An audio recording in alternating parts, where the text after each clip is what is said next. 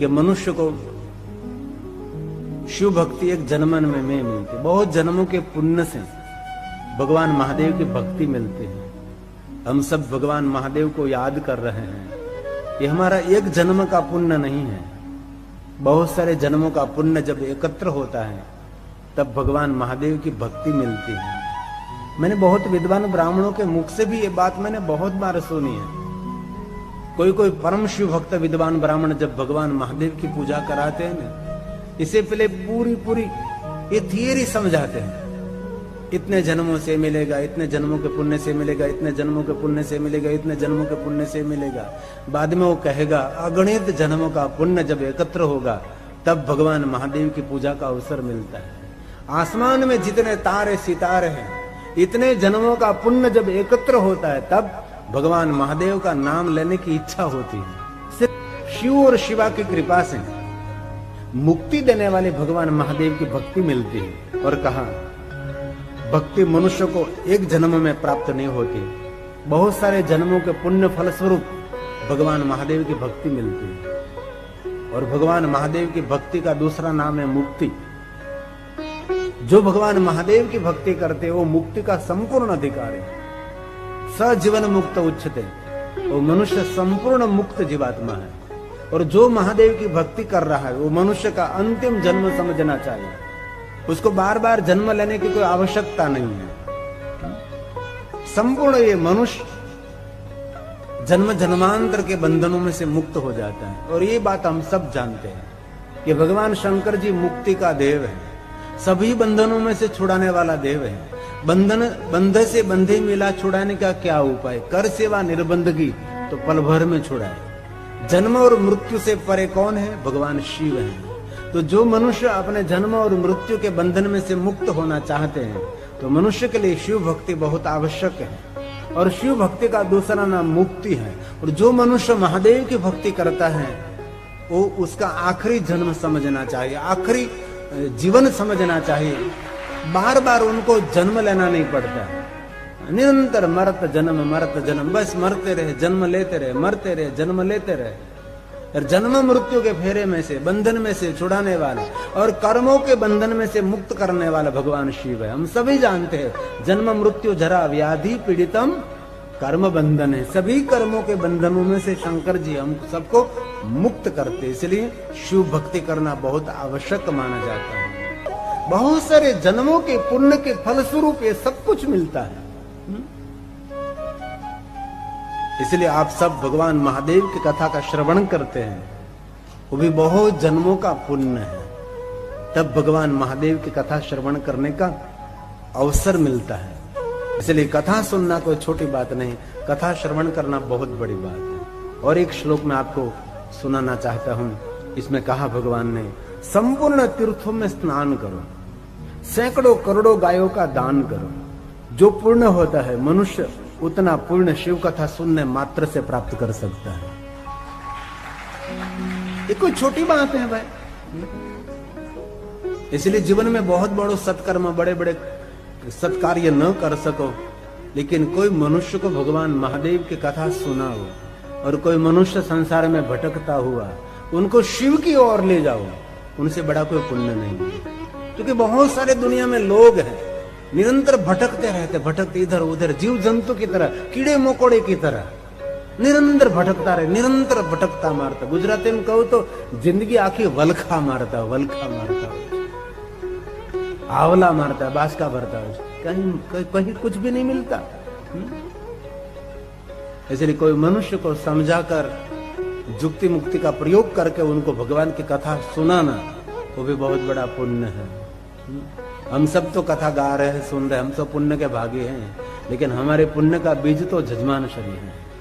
उसके जजमान के माध्यम से हम सबको अवसर मिल रहा है, जिनके माध्यम से हम सभी भगवान महादेव को याद कर रहे हैं।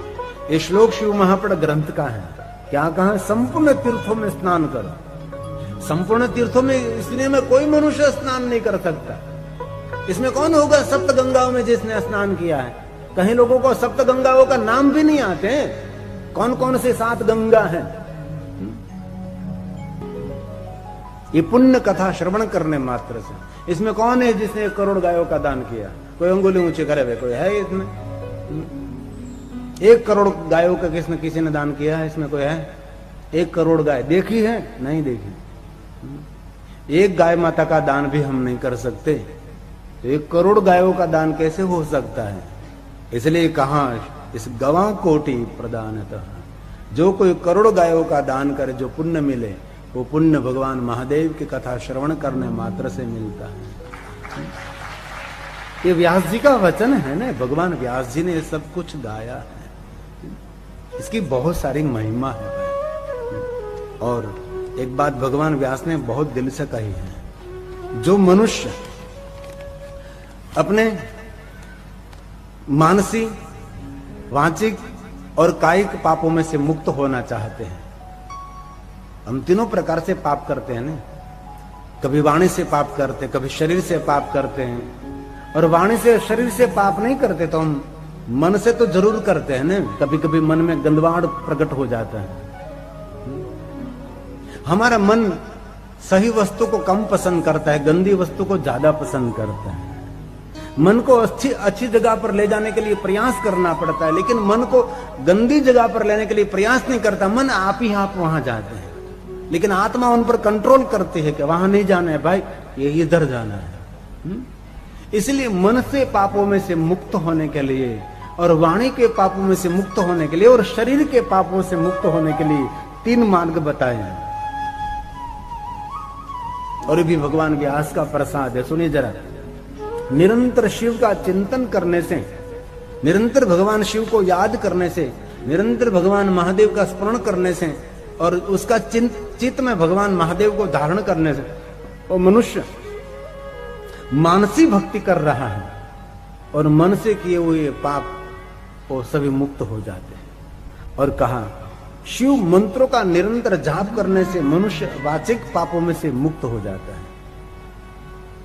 निरंतर भगवान शिव का स्मरण कर, निरंतर मंत्रों का जाप कर। ओम तत्पुरुषाय मंत्र, अघोर मंत्र, ईशान मंत्र, वामदेव मंत्र, बहुत सारे भगवान शंकर जी के 5 मंत्र हैं। और 5 मंत्र न हो सके तो 5 मंत्र हैं। उसके मंत्र जाप करने से, वाणी से भगवान को याद करने से मनुष्य वाचिक पापों में से मुक्त हो जाता है। और आगे कहा, और कर्म द्वारा किए गए बहुत सारे पाप कर्म, शरीर से किए गए पाप कर्म, और शरीर से भगवान शिव का पूजन अर्चन करने से मनुष्य कायिक पापों में से मुक्त हो जाते हैं। भगवान शिव जी को जलाभिषेक करते हैं, भगवान महादेव को पुष्प चढ़ाते हैं, भगवान महादेव को आप विविध प्रकार के द्रव्यों से शिव का पूजन करते हैं। वो क्या करते हैं? शरीर से जो आप करते हैं, वो शरीर से किए गए पापों में से भगवान शंकर मुक्त कर देते हैं। तो शरीर से पाप जानते अजानते तो रहता ही है। आप रास्ते पर जा रहे हैं तो आपके पैर के नीचे कोई कीड़े मकोड़े मर जाते हैं, बहुत सारे मर जाते हैं, बहुत सारी हत्या होती है। निरंतर जाने अनजाने में कुछ न कुछ होता ही रहता है।